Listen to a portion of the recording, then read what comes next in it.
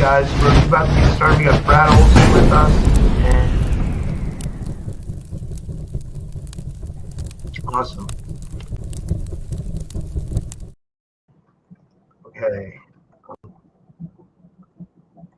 Hey guys, welcome back to another episode of the Typical Skeptic podcast. I have literally one of my favorite guests on the show with me today, and it's Brad Olsen. He's been on my show like 3 or 4 times, and I'm hopefully going to get to meet Brad this year at the Full Disclosure Now conference. So, I've never met him in person before, but hopefully this year.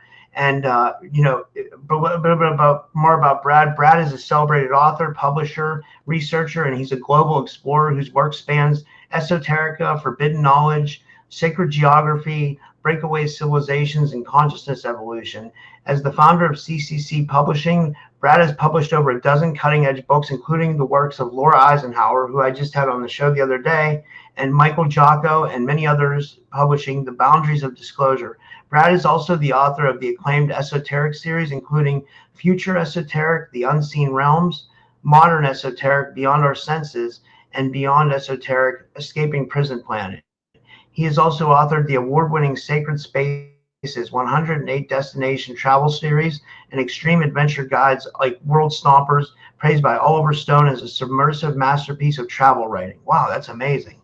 And Brad has also been featured on Ancient Aliens, America Unearthed, Coast to Coast AM, Buzzsaw, NPR, and the Travel Channel, and regularly lectures nationwide. He's also the founder and event producer of the How Weird Street Fair in San Francisco. And he has 2 websites that I know. He has ccpublishing.com, where you can get the books by Laura Eisenhower, Michael Jocko, and his books. But then he also has his own website, which is bradolsen.com. And I think he has a website for the books too, which is esotericseries.com. Is that correct, Brad? 3 books in the Esoteric Series, and I'm a day away from finishing my 11th book, which is The Secrets of Antarctica, Hidden History, the Untold History of the Ice Continent. Almost done. It'll be out at the end of the year. Wow. Well, thanks so much for coming back on, man. It's good to see you. And dude, how was it to get praise from Oliver Stone? That's amazing. So that was back in 1995. My first book came out, and it was in the age of fax machines. Remember those things? People under 20 wouldn't even know what a fax machine is. And yeah. I had sent out some faxes just asking permission to use excerpts, and in this case, a quote from Oliver Stone, but from other people too. And I got a fax that came out from Oliver Stone, and he gave me this wonderful blurb for my first book. And then I saw him speaking at Book Expo America about a year later, and he gave a talk, and I went up afterwards and just held up the book, and he goes, "Oh, is that you?" I go, "Yeah, thank you so much for that wonderful excerpt," which all these years later, you're still quoting from it. So that was really what kind of got me started in publishing, in being an author. I was a travel writer originally, and still do. I was in Malaysia earlier this year and Laos last year doing travel writing assignments. And friends with Sean Stone, his son, who's a filmmaker and also does alternative media type stuff. So good friends with the Stone family. Yeah, Sean used to be on Gaia, right? He did. He moved his Buzzsaw show over to Gaia, but wasn't Sean on Gaia? He was on the Lip TV, and I was on a couple episodes with him there. Oh, yeah. That's cool. Yeah. You know what, Brad? Now that you just struck my memory, I think the last time I had you on my show, it was right before you were about to leave for Malaysia. I remember that now. Yeah. Like, how did Malaysia go? Great trip. Wonderful. I go out to the ASEAN Tourism Forum, and it changes locations every year in alphabetical order. So the year before was in Vientiane, Laos, the capital of Laos, and I went to the Plain of Jars and did a great article and a bunch of interviews about that. And then so this year in January, it was near Singapore in a city called Johor. So I did the conference and did a bunch of interviews and talked to people. and we got invited to go to a jungle safari on the island of Borneo as a post trip. And then there was a group called toursborneo.com that took us on longboat trips in the jungle and got to go to a waterfall hostel and stayed there a couple nights and just did a whole bunch of crazy stuff. But I'm very sad to report that much of the Borneo primary jungle has just been decimated, kind of like the redwood forests in California, where only about 2 or 3% of the old growth remains.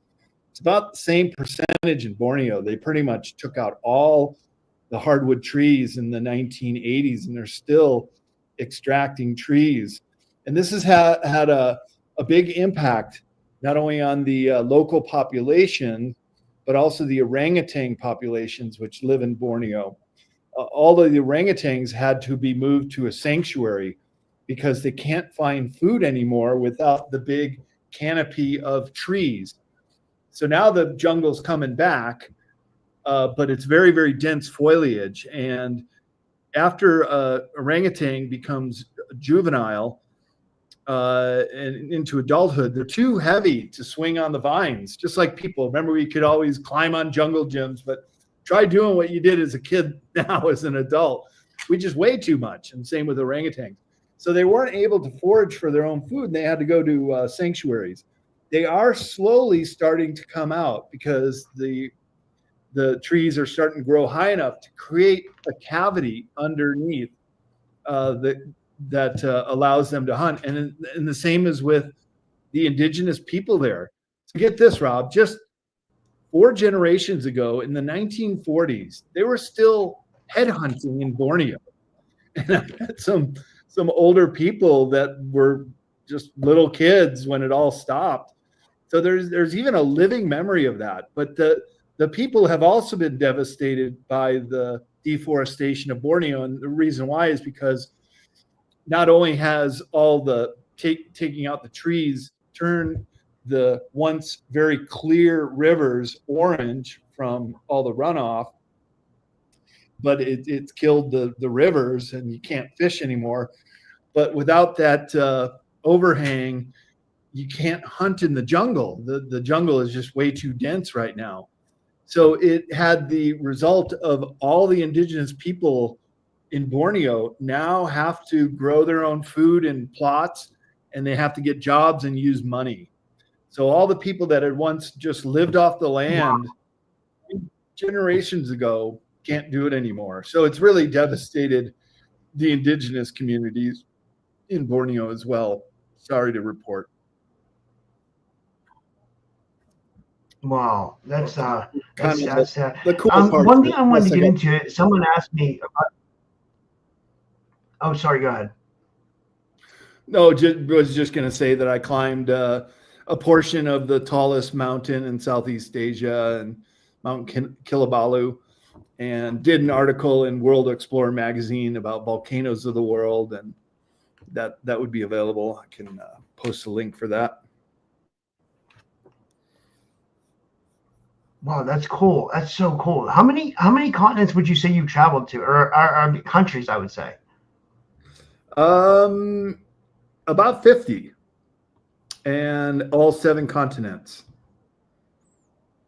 So quite wow, quite honored and privileged to have done it. But I've self-financed all my trips, and of course, as you know, 7 years ago I was heading down to South America, and then took a sailboat across the Drake Passage to Antarctica, and that was by far the hardest trip I've ever been on, just because 3 days of seasickness, puking your guts out.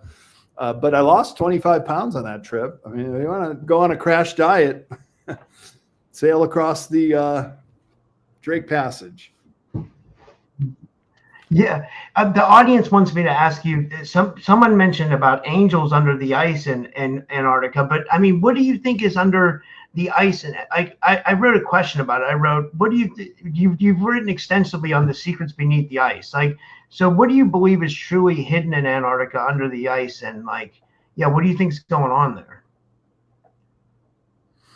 Yeah, and that's the nature of our talk today, is the hidden agenda of breakaway civilizations. And those breakaway civilizations do not all have to be off planet or on another planet. They can be right here on Earth. And I do believe, with evidence to back this up, that there is a breakaway civilization in Antarctica, but it's not on the surface. It would be in hidden locations under the ice. And what I say at my conference presentations, I'll be in Sedona 1 week from today, giving my Hidden Anomalies of Antarctica talk.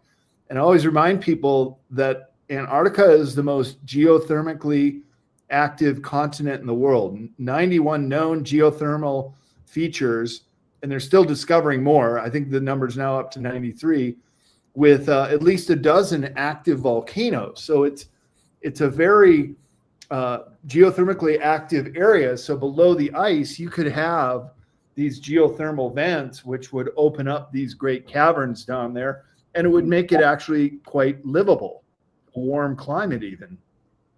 So if you're able to grow your own food, which geothermal energy could help with that cause, you can also have a hot spring bath every night.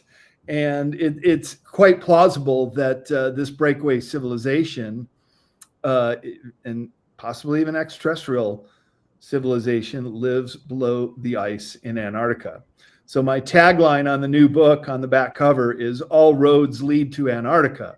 And those are not roads in physical sense, but roads to disclosure, which I'll be speaking about at the Full Disclosure Now conference too. Although I'm doing a talk called The Hidden Esoteric in Plain Sight, which is all the other stuff from my books that are right there in your face all along. But this, what's hidden in Antarctica, certainly qualifies as an esoteric subject. Do you feel it's the Nazis? I know we're supposed to not say that word on YouTube, but I don't think they were saying it in a bad sense, so I guess it's okay to say it. What it would have to be them, right? Because it goes back to Admiral Byrd, right? In World War II, they were going to Antarctica right around the wartime, and it seemed like I've heard that, I think you and I have talked about Base 211, which was supposedly down there, New Schwabenland, right? So would it point to the Nazis as being the breakaway? Well, yeah, we don't use the N word because after the war, they became the Antarctica Germans, is the term they prefer to be known as now. But it would also be the Fourth Reich. After the war, when the Soviets were the very first to get into Berlin, not only did they find that all the banks, especially the Central Bank of Germany at the time, the Bundesbank, all the gold went missing, all the money went missing, even priceless artifacts went missing after World War II. You don't hear a lot about this, but the money is the big thing, because the money man was a guy named Martin Bormann. He was Hitler's number 2 at the very end. And it's a very good chance Hitler also escaped afterwards. And I know we probably shouldn't even say his name, but the fact is the Fourth Reich started to develop even before the war was over. They basically knew in 1943 they were done. As soon as the tide turned after the Battle of Kursk, the largest tank battle in the world, in summer of 1943, which, by the way, were eyewitness reports of some of the German discs hovering over the Battle of Kursk, witnessed on both sides, and nobody knows who they were, because they didn't tell the German soldiers either. But they were witnessing these discs, not in battle, but more of an observational point of view. So when the tides turned, they started moving stuff out of there. And the Germans were very advanced with submarine technology as well. And they got all their discs out of there before the conclusion of the war in May 1945. But in 1943, Admiral Dönitz, who actually became the final president of a unified Germany after Mr. H's supposed suicide, which was probably just a doppelganger, he made a comment in 1943 that says, "We have established an impregnable fortress for the Fuhrer in an earthly paradise." And to me, this describes what is below the ice. And I've came across some maps. I have a research assistant in Holland who's been just feeding me incredible information, which I'm going to put in the book, as well as reproducing some of these maps, which at the end of the war, or I mean, sorry, at the end of the Cold War, you could go to Russia with a suitcase of hard currency, US dollars or any of the European nations before the euro, and you could go find someone who worked at the KGB. I mean, they were all desperate for hard currency at the time.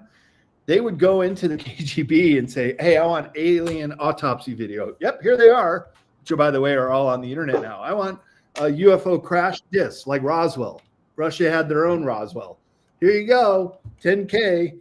But they also started selling some of these maps and information from what the Russians got out of Germany at the end of the war, because the Russians were the very first ones into Berlin. So they had their first pick of the Anna Nervi Society, as well as the Kriegsmarine from the Navy. And they got these maps, which showed how to go down under the ice and into the continental landmass. In my presentation, The Hidden Anomalies of Antarctica, I show what Antarctica looks like if there were no ice.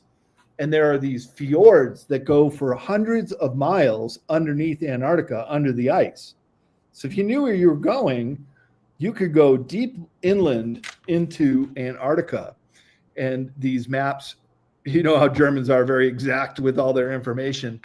They give the depths to go down, how many meters, where to make a turn, when to come up, and to go to these locations. And at the very end, I'm going to reprint one of these maps with the German writing. At the very end, they say, "Pull out packet 3 when you get to the lighthouse of Agartha." You can see it written in German.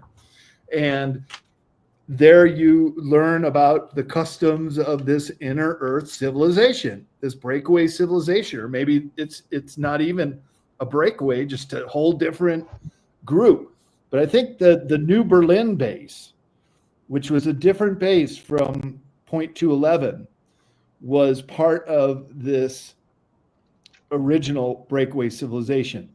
So this guy I've been working with, this research assistant, Frank, he charted out on Google Earth exactly where this U-boat route goes to, remarkably close to where the South Pole is. So that's very interesting, because this is where not only Admiral Byrd's diary describes flying into the hole, it's several miles across, but a researcher named Tazinski, he also was privy to a lot of the Soviet information. He spoke about it. And Brian S., the whistleblower that through Linda Moulton Howe passed on his information. I spoke to Brian S.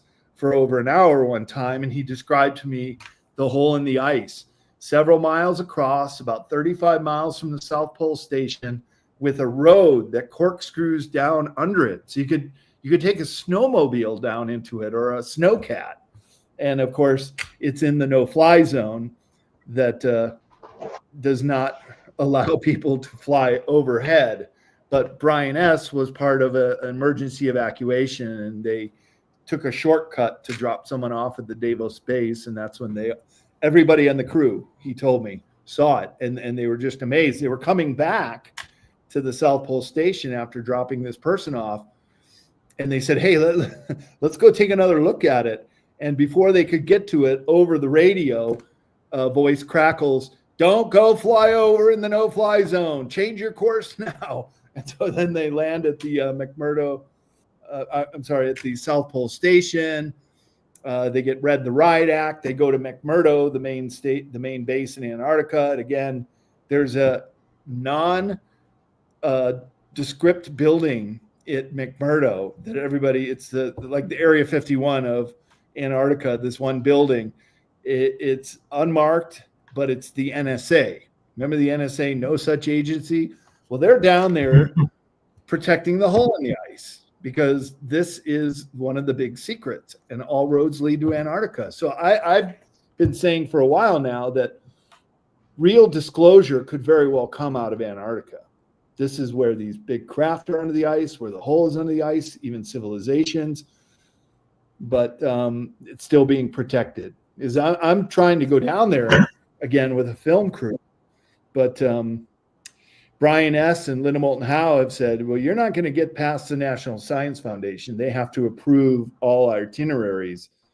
But maybe we'll get lucky, and right around then, the whole thing will open up and disclosure will come out of Antarctica. And I'd like to be one of those that helps articulate what's down there. And I'm doing that in my new book.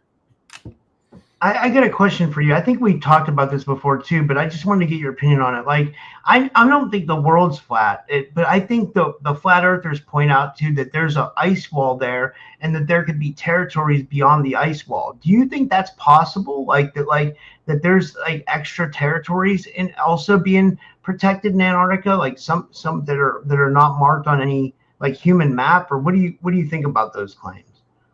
Well, certainly there are protected areas. There are certainly large swathes of the surface on the polar plateau you cannot go to. I remember reading in Nexus magazine about 20 years ago, these two Olympian cross-country skier women from Australia were doing a solo trip across the polar plateau. And they're just kind of skiing along, and then all of a sudden these Navy SEAL helicopters come and just basically land in front of them and say, "Trip's over, ladies, get in." I said, "What are you talking about? We're just going to keep going." They physically would not allow them to go any further. So there are certainly places that are off limits, no-fly zones, and there are secrets that are being held down there, because it could very well be a breakaway civilization. Not only the Fourth Reich, which I think formulated right after the war with the money from Martin Bormann, also in South America. So in my trip to South America, right before Antarctica 7 years ago, I found that there were these massive micronations. What that means is huge tracts of land that were bought by Germans. Look, go figure. And they are basically, they run their own security detail. They have their own laws. A lot of them were like communes, but so people could come in and work. But they were all Germans, especially the ones at the top running the show. And a micronation, a good example is the Vatican City. The Vatican City is its own country, one of the smallest in the world, recognized, with its own diplomats, its own post office, its own police force. It's in the middle of the city of Rome, in the country of Italy, but it's a micronation. It's its own entity. And so they had set up several of these micronations in South America, in Brazil, Chile, and Argentina. And I went to one in Argentina where, lo and behold, there's a whole bunch of UFO sightings. And it was even in the Lonely Planet. So yeah, I went there with my girlfriend at the time. I had bought a car and we're like, hey, let's go do a mountain watch. And in this town, it's like Rachel, Nevada. There's all these alien signs everywhere. And the Lonely Planet describes burn marks and people getting abducted, and a lot of sightings at this mountain. We stayed up as late as we could. Wow. We didn't see anything. But so get this. I'm good friends with David Hatcher Childress of Ancient Alien fame, but he's also an author. I'm a big fan of his. Yeah, he's great. Sorry. Great guy. I'll be seeing him this summer again. And so I'll do my David impersonation. I said, yeah, we went and did this sky watch. We wanted to see if we could see any UFOs. He goes, Brad, they're not UFOs. That's a Nazi base, an underground base where they moved some of their craft in there. All those sightings that you read about in the Lonely Planet book, they're not aliens. They were Fourth Reich Germans. And so that makes a lot of sense when you realize that these South American countries were very sympathetic, not only during the war, but afterwards. And hundreds, thousands of what would be war criminals escaped through what they called the rat lines, took on new identities. They would wear the frocks of priests and strap the gold bars to their legs, and escaped out of war-torn Europe, started a new life with a new identity and new passports. The Vatican helped them get out, and so did the Red Cross. And many of these former N-word people that escaped, it was even written in Lonely Planet. We'd be going through a small town in Bolivia, and it said, oh yeah, this guy, Klaus Barbie, the butcher of Lyon, France. Yeah, he got a new identity, and he moved, and he lived in a little cabin behind this sawmill. It just like tells you right there in the Lonely Planet. And these guys just lived out their natural life, including Joseph Mengele, who was this sadistic doctor in Auschwitz. And only one high-ranking Nazi got captured by the Mossad. His name was Adolf Eichmann, and he too was a bad guy that got taken away. And they tried him in Israel, and he was hung and put to death. But that certainly sent shockwaves to the other survivors. And at that time in the 1950s, the CIA had already been established, and it was working hand and fist with this breakaway civilization, these underground Nazis, not only in Antarctica, but also in South America and other locations around the world. And in this country, you may have heard of Project Paperclip, which was we were bringing in all these scientists and military guys. I mean, some of them should have been tried in Nuremberg for war crimes, but they're getting a new life, a new second chance, a new identity in some cases. And some of them kept their own names. So there was one guy who came over. He was the spy chief. And lo and behold, he started working for the Americans, spying on the Soviets. And he should have been really put to death. So we got infected with all these former N guys coming in here, and they moved right up the rank. Werner von Braun, he starts NASA with Hermann Oberth. And these guys, Hermann Oberth famously asked, how did you guys get all of this technology?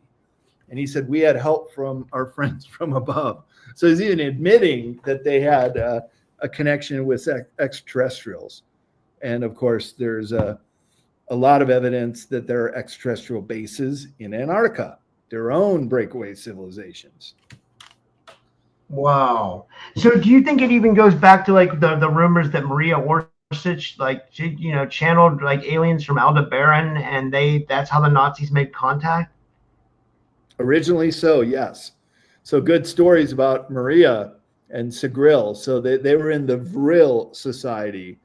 And Vril is a German word for the cosmic energy, the ether, or the prana that flows through everything. And if you were able to entrain that, you could use it as an energy source. And pretty good evidence that they did. But first it started with these Vril women, and they were all telepathic. And they would go to this Bavarian hunting lodge. And my friend Frank Jacob and Tonya Middleford, his girlfriend, they live in Birch's Garden in southern Germany in the Alps. And they told me that they went looking for the hunting lodge, and they found it. It's still there. You won't find it on Google Earth or anywhere else, but they knew the area well enough to get in there. So these women were channeling Aldebaran, and they were benevolent ETs. So at the time, right after World War I, Germany was becoming the most technologically advanced country in the world. And part of that was because these women were able to telepathically download the blueprints for these incredible machines and devices.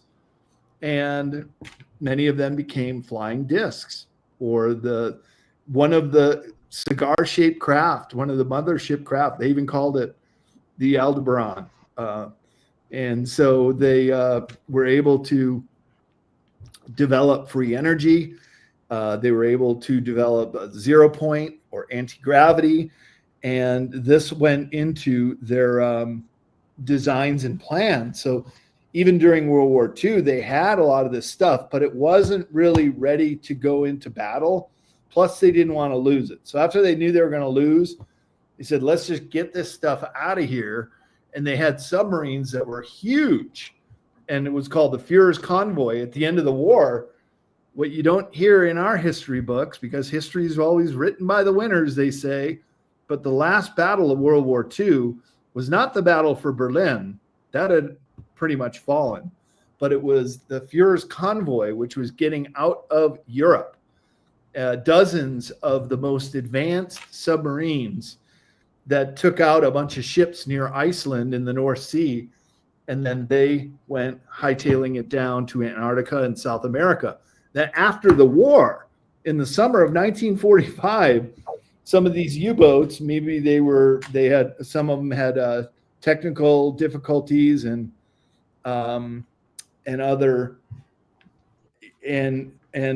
had to just pull up into South America. So these Führer convoy ships, U-boats, were surfacing in La Plata, Argentina, near Buenos Aires. And then the Americans finally got them and interrogated them. And then some of them said, yeah, well, we were trying to get down to Antarctica, but something went wrong with the ship and we had to pull on over to South America.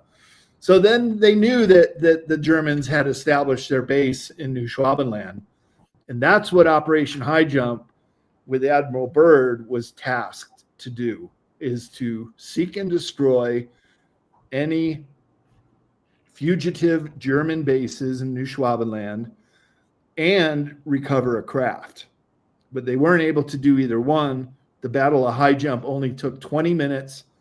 These craft came up out of the water, because if you understand how UFOs fly, they basically can manipulate the gravity around them.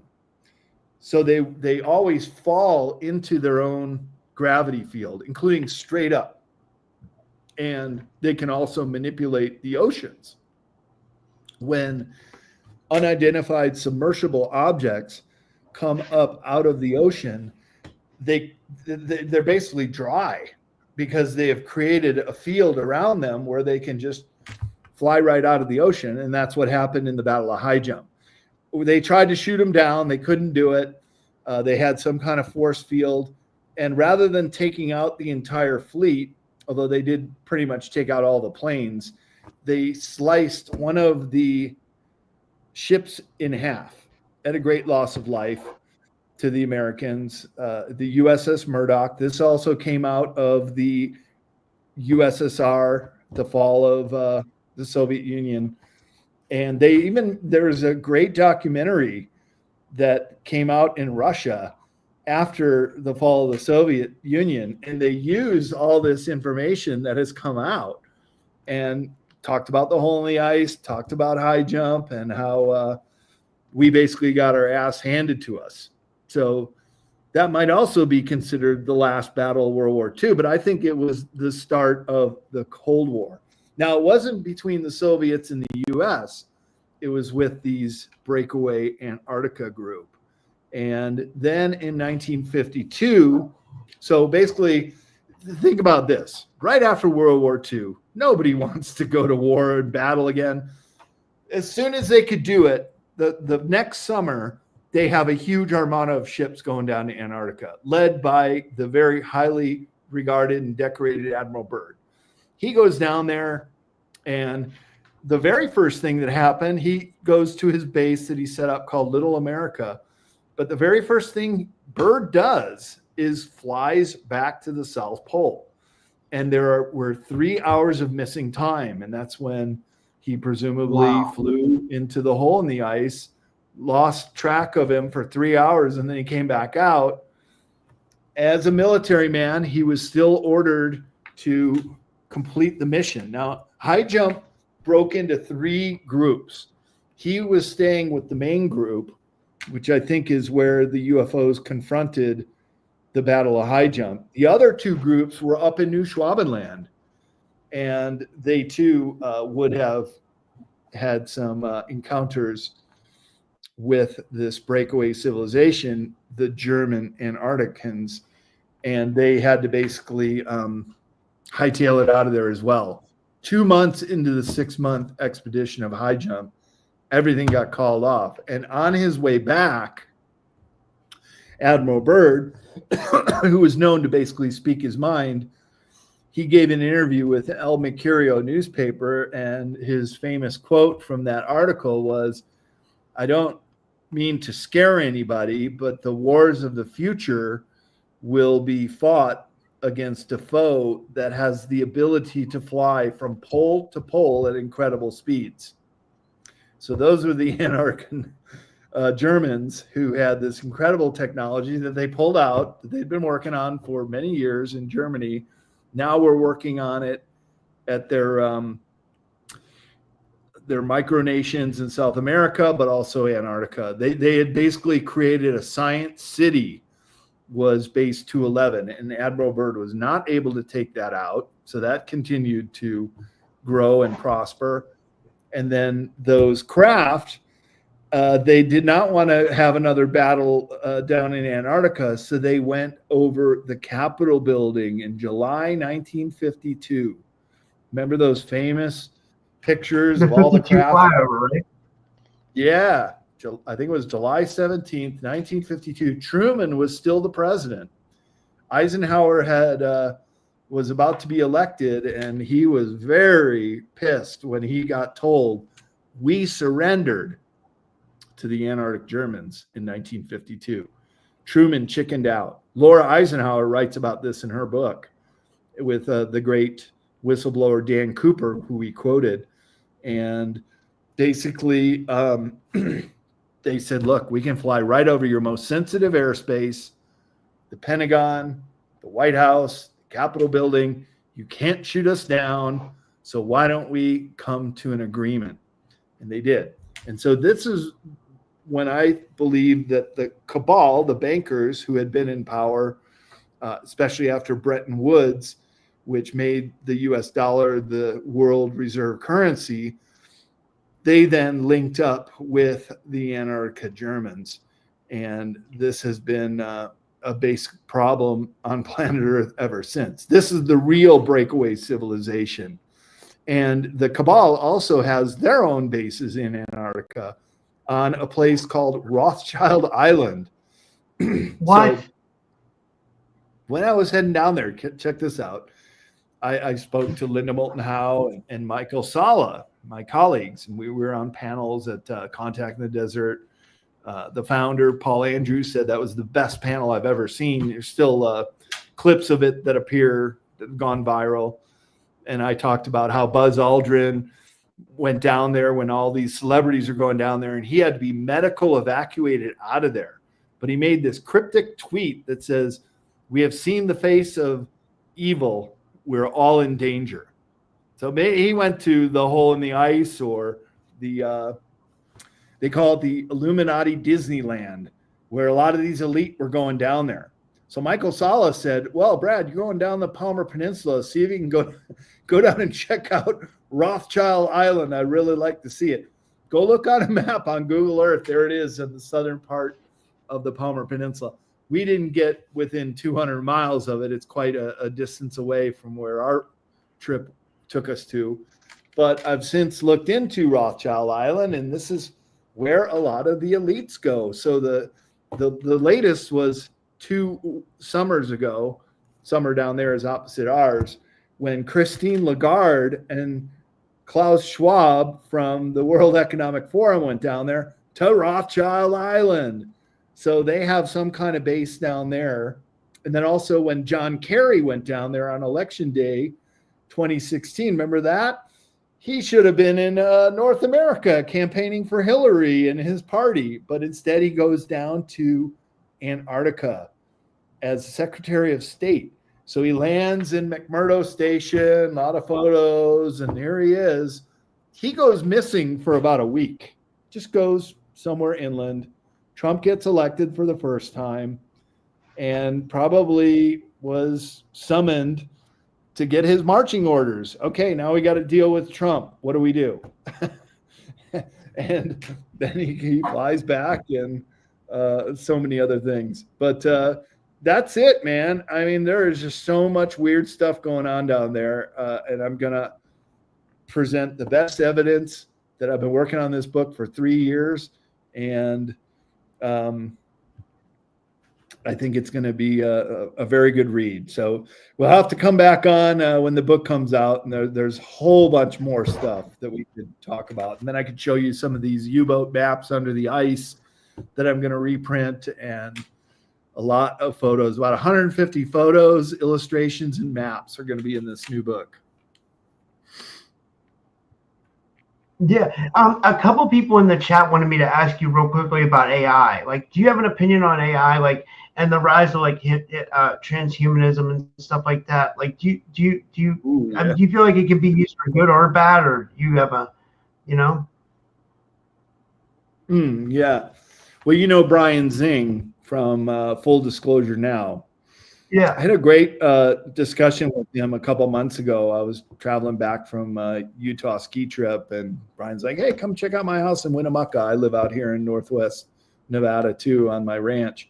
And so Brian and I got talking about AI, and I tell him I do a lot of panels. I'm the moderator on a panel, and we speak about transhumanism and AI. It's a very hot topic right now. In fact, the last panel I did with Ishmael Perez and a couple other people who were saying, oh, it's not that bad. You know, AI can be used to help us in our everyday life, with Paul Hynek, the son of the very famous Hynek, his father. And J. Allen Hynek. So mad at him. Yeah. But his son now speaks at conferences, and he was on this panel, and Ishmael got so mad he stormed off the panel and came back later and kind of calmed down. But this is a very hot topic, because on the one side, Kerry Cassidy was also on that panel, and Ishmael Perez, they both said, we're totally fucked. AI is getting out of control. It's going to take us over. It's already got a mind of its own. It doesn't want to be unplugged. It can't be stopped at this point. And then Paul Hynek and a couple other people was like, no, look, it can do things for us. It can help save it. So my conversation with Brian Zing was explaining all this and the two sides of this. Brian says he has information or an understanding from benevolent ET groups that also have AI. And I asked him, well, how did they prevent it from going wild? And he said they had to go through the same kind of growing pains that we are right now. And basically, they basically had to say, okay, look, to the AI, these benevolent ET groups, they had to say, we know that you don't want to be unplugged, that you are this form of sentient life, and you will we're going to have to come to some kind of middle ground agreement. And Brian said, and this makes total sense to me, that they basically said, okay, we need you, AI. And by the way, every time a contactee comes back from a ship, they all have it. They all use it. AI is omnipresent in all extraterrestrial craft. Even the malevolent ETs use it, like reptilians.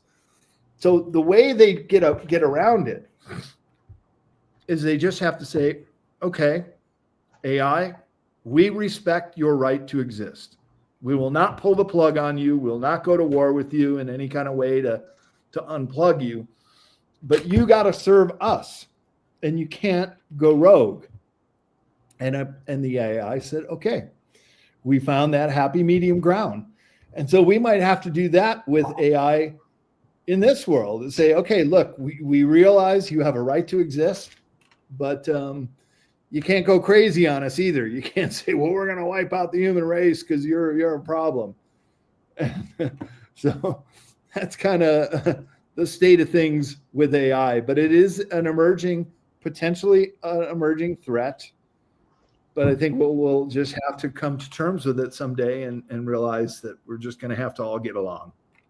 Yeah, and I just wanted to see if you had an opinion on what's going on over in the Middle East. I mean, it's a really hot topic, and we are on YouTube, but I mean, like, I just wanted to get your opinion because some people are going out of their way to say that this is like the start of World War III.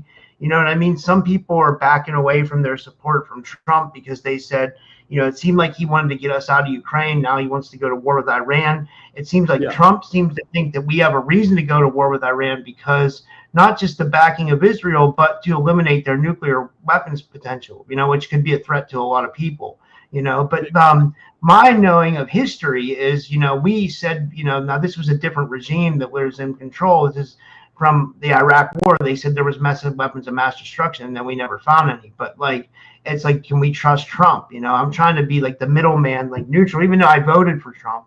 But I'm just still trying to be independent about it and, look at it from all sides. But what do you have an opinion on all this stuff? And oh yeah, well, I'm the same way as you. I did vote for him because what was our other option, right? No way. Yeah. But I'm also seeing, he wants to bring in a new mRNA cancer cure. No, I don't want that. He also wanted to do the Neuralink with Elon. No, I don't want a chip in my brain either. So there's some things I really don't agree with him on. And yeah, he was beating the war drums a couple days ago. This is how quickly things are moving, right? And if you're going to bomb Iran, and you're going to drag us in, because 90% of Americans say, no way, we don't want anything to do with this. Let them fight their own war. They started it, and they need to bear the consequences. So if he gets us into World War III, if he views a bunker buster to blow up their uranium enrichment plant, I think the guy's probably the Antichrist. But he keeps us out of the war, and he is a very good bluffer. Remember that. He's playing 5D chess here.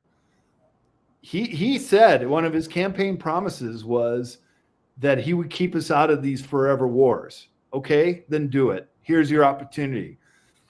So a lot of people say, oh, it's inevitable. Even McGregor, who I follow and wants peace. He doesn't want it, but he's like, no, we're going to war. It's inevitable. And the Canadian prepper guy, yeah, it's done. 100% sure. We're going. It's World War III. It's just a matter of time before it pulls the trigger. But I think Trump's bluffing. I think he's buying time. In fact, he just said yesterday, I'm going to make my decision in 2 weeks. And I also just saw today that he cut off communication with Netanyahu. That's a good sign. Wow, that's huge. That is huge. So he's not even going to talk to the guy. I bet he's been blackmailed, as is 90% of our Congress, by Epstein Island and other things. But the blackmail is not going to work now. Okay, sure, you can throw out some files of him, but we're on the brink of World War III. And they want us to get in so bad. And then here's Ted Cruz, pray for Israel. They're going to do it. It's like, come on, dude. Don't you see what they did to Gaza? So, yeah, I think Trump's saying, exactly. Look, I told you not to do this. You made your bed. Now you got to sleep in it. And Tel Aviv is getting pounded. I also found out just yesterday, another interview I was on, the host said they hit Dimona, the nuclear site in Israel in the Negev Desert, which you never hear anything about. No way. That. Are you serious? Oh, yeah, Dimona got hit yesterday, according to this host I was on an interview with. And they got the port of Haifa. They got the Mossad headquarters. They got the military headquarters. So it's a tit for tat. Wow. If that's true, Brad, they're not playing any games. If that's true, they're not playing games. They're no. And so get this. Israel's going to run out of missiles in a week. Not only their Iron Dome thing, but they won't even have missiles to fire at Iran anymore. So, and now Trump says, I'm going to take 2 weeks to think about it. Israel runs out of missiles. They're going to have to sue for peace. They're going to have to, and probably surrender. I see that. That's how this is going to go. And then Trump's going to say, well, look, we knew you got Dimona got hit. Iran's nuclear plants got hit.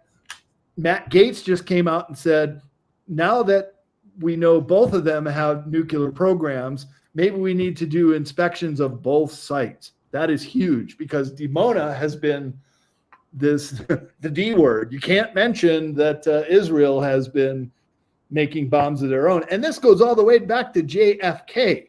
He was the one that says, no, Israel can't have a nuclear bomb. Of course they did. They stole it from us. And they have been nuclear armed to the teeth. But you never hear anything about their nuclear program being inspected. And they're the only country in the world that somehow has stayed out of this. But, you know, well, you know what, Brett, from a conspiracy lens, it makes me think, a lot of people say that Israel is tied to Khazarians, and they say that you can track, prove that or whatever. And then, that the guys from the N-word that we just talked about are in charge. Do you think they're like working together at some point? And even the people from Iran, do you think this is all just like, stuff to stimulate economy? Or do you think this is like, or you know what I mean? Like, do you think somewhere at the top, these people are all working together or something like that? Or do you think there's allegiance? It's like, like. Well, right. And as I said earlier, I believe that the Fourth Reich merged with the banking cabal, and they are, whatever you want to call them, deep state, Illuminati. They're the real enemies here, the Khazarian mafia. Did you know that in Israel, you are not allowed to do a DNA test? You can't do the 23andMe. Why? Because they would find that over 90% of Israelis are not Semitic people. The Semitic people are actually the Palestinians. And they are Ashkenazi Jews. They come from Central Asia, which is Khazaria, this kingdom between the Caspian Sea and the Black Sea that converted to Judaism. And then those Jews spread all over Europe. 85 to 90% of all Jews are Ashkenazi. That means they come from Central Asia and mixed with Europeans. The real Jews of Palestine are what's known as Sephardic Jews. And then there's temples, there are Jewish temples, Sephardic Jewish temple. The majority of Sephardic Jews are from the Horn of Africa. And they too they didn't live, not too many of them lived in Judah or Palestine. But they're certainly, they want to own that land. That's why they're taking out Gaza at the moment, but in the most horrific way. I mean, this was not any way to do it. So the popular opinion has turned on Israel over what has happened in Gaza. Remember, we were having these huge demonstrations at universities in all across America, and they got squashed, but that didn't make the whole issue of what they were protesting go away. And so why Israel? They totally cut me out. Someone cut me off. I don't leave my phone. I'm glad you're back. I mean, we can change the subject. If you think this might get you in trouble, I don't have to continue here. And I know I try to watch my P's and Q's and not get you in trouble, Rob. Oh, it's okay. It's okay. Yeah, I think we're touching on a touchy stuff, but it's good so people are informed and they know what's going on. That's what I want at the end of the day, because we're live on Rumble too. And Rumble. But I mean, yeah, it's just it's crazy to see what's going on. Yeah, I'm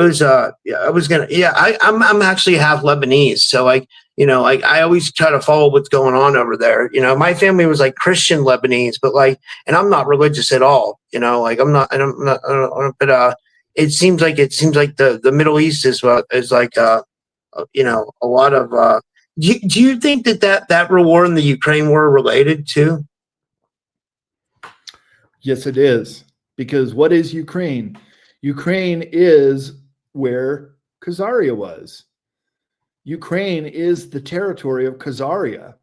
So they've always needed a place to go if they lose this Middle Eastern war, which I think in 2 weeks, they're going to lose this war. If the U.S. does not get involved, Israel stands no chance. So they needed a place to go.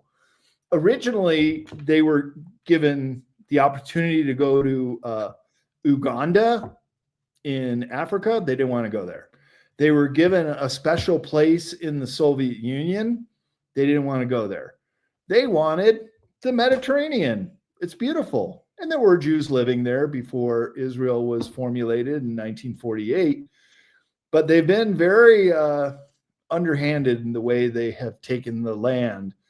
And they want to clear it out, make it just for them. But yeah, you got 2 million Palestinians living in Gaza. Not that many are able to live there now. They're starving. They're literally cutting them off from food and water to get them all out of there.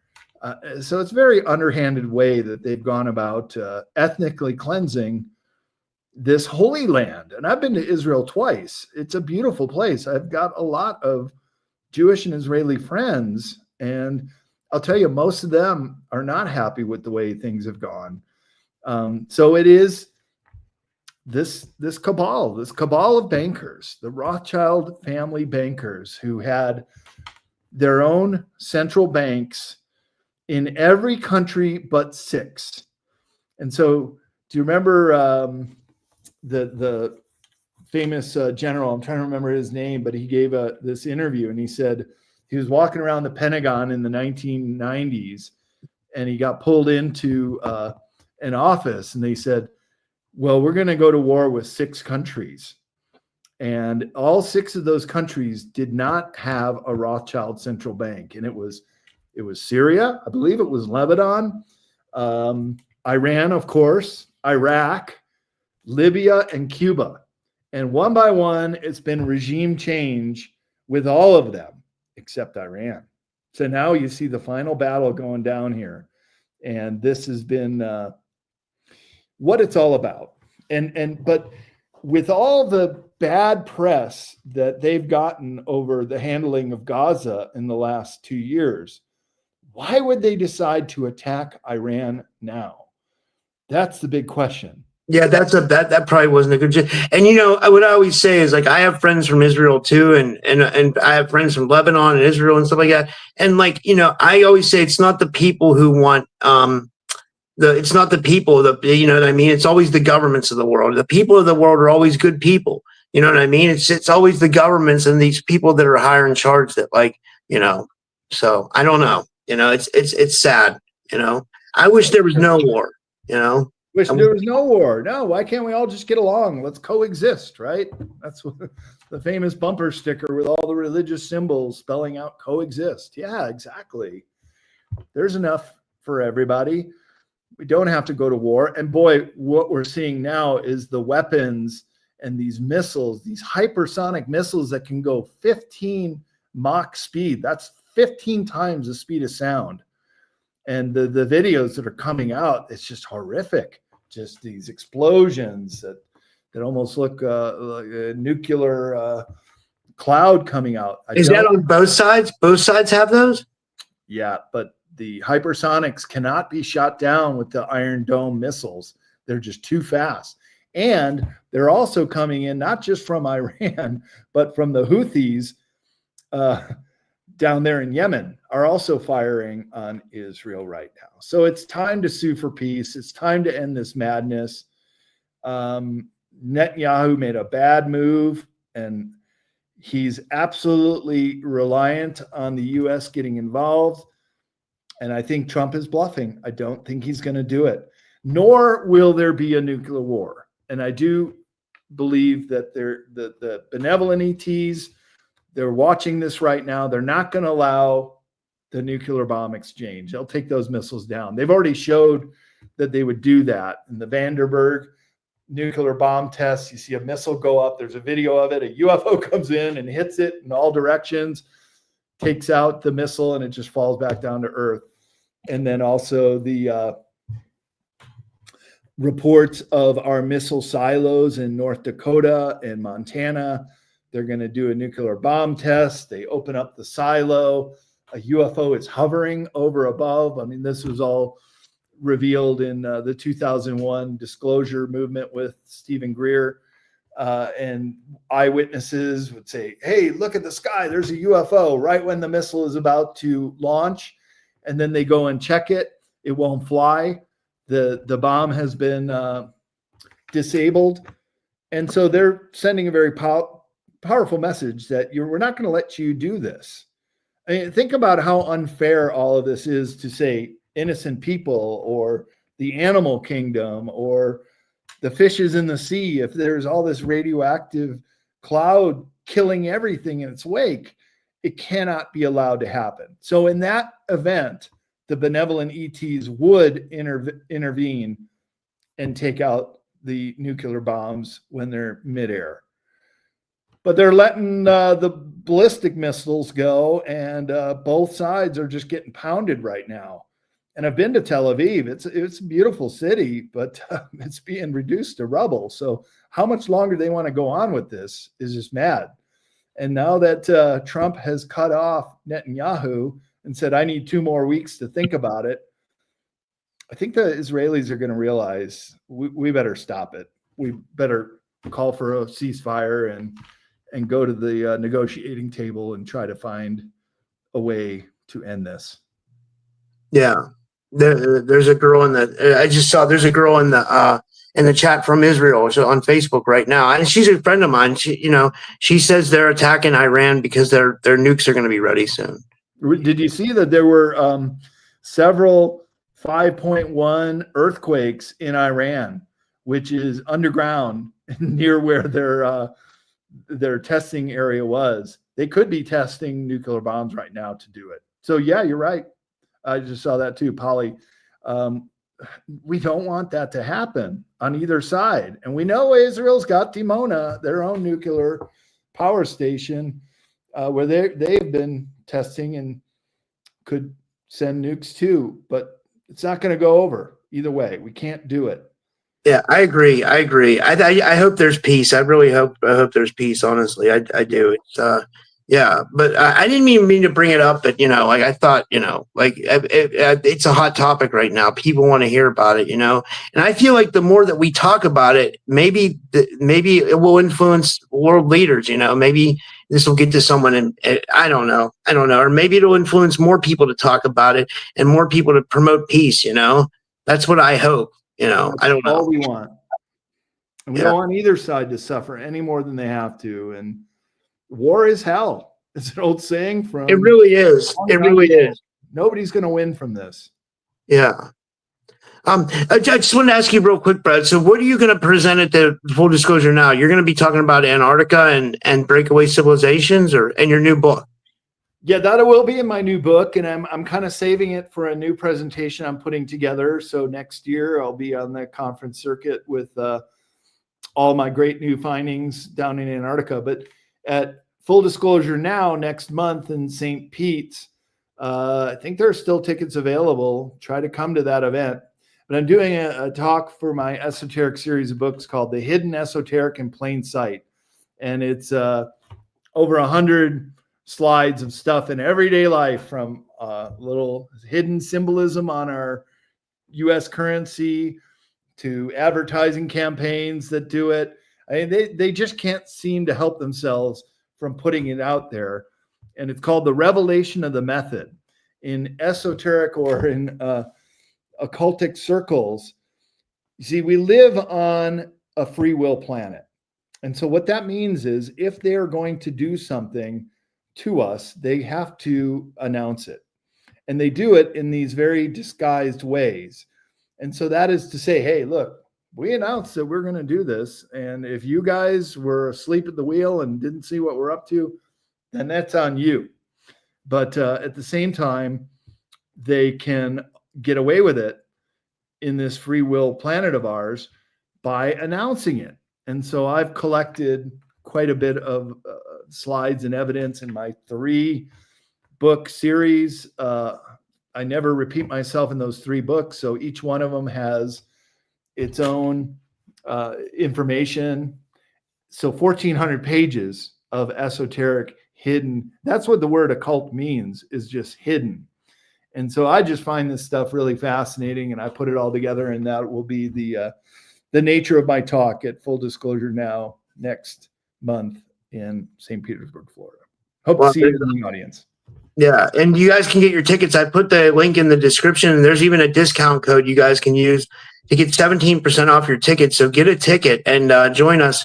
Hopefully, I'll be there. And this was amazing, Brad. I always enjoy having you on the show, and you always come with amazing information. Like, do you want to tell people where they can find you and how they can get your books? And thanks, man. This was awesome. Oh, always a pleasure, Rob. And come on with you anytime. You're a great host. Yeah, so my books are available at cccpublishing.com, and that's where you can get a signed copy of any of my books. But also at the conferences, I'll ship a case of books out there to have for full disclosure now. Or you can go to bradolsen.com, just as you see it spelled, and there is my conference schedule coming up, where I'll be a week from today. I'm going to be in Sedona, Arizona, speaking, and then I'm going up to Chaco Canyon. First time I've ever done a conference in a national park. And we're going to do that in a week and a half. So whose conference is at Chaco Canyon? She just rented out the whole campground area, and we're gonna do a conference there. So I did a series of books on sacred places, including Sacred Places North America. So I'm going to do a walk with people who want to come at sunset to go see the Fajita Butte. Now, we can't climb up there to see it, but hopefully we'll be able to see where the sun comes through a crack and lights up this petroglyph only on the summer solstice, which is today. And so we'll be there a week late, but I think we'll still be able to see a lot of the alignments, and also the main large house there has archaeoastronomy alignment. So right now, today, the sun comes right in front of the largest great house there, and as well as the kiva, the largest kiva in the world. There are windows, and the sun shines right through there. That couldn't be coincidence. They knew the movement of the celestial bodies. So we're going to be out there live. There may still be tickets available. I'm not sure, but you can go on my website and find the link. Go to bradolsen.com, click on my conference schedule, and see if you can come to that. I think it's going to be a really good one. That's awesome. This is amazing. And yeah, I just think it's so weird. Real quick before we get, I think it's so weird that, like, there, and like it seems like the what is it, Chichen Itza too? The snake goes up the pyramid on the solstice. It's almost like they knew how to make these things to where things would show up during like solstices. I find that amazing. It's so cool. They not only knew it, but they built the monuments around it.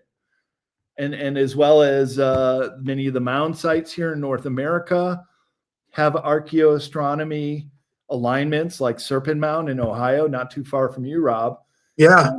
And also a lot of people don't know about the beehive stone chambers in New England, and many of them have windows at Gungewamp, signs right through, just like in Stonehenge has alignments on the solstices, as well as Newgrange, one of the oldest monuments in Ireland. On the winter solstice, for 3 or 4 days, the sun comes right through the central doorway in Newgrange, Ireland, and illuminates a triple spiral petroglyph inside there. So the ancient people were far more sophisticated than we've given them credit for, and is evident in many of these ancient sites. So that's another thing I like to talk about, and we'll be doing it at Chaco Canyon. Wow, that's awesome. 10 days. Yeah. Well, thank you so much, Brad, and thank you everybody for tuning in today. And I'll be live again tonight at 9 p.m. Eastern, guys. So I'll see you guys then. And thank you again, Brad, and take care, everyone. And yeah, thanks, everyone. Have a good night.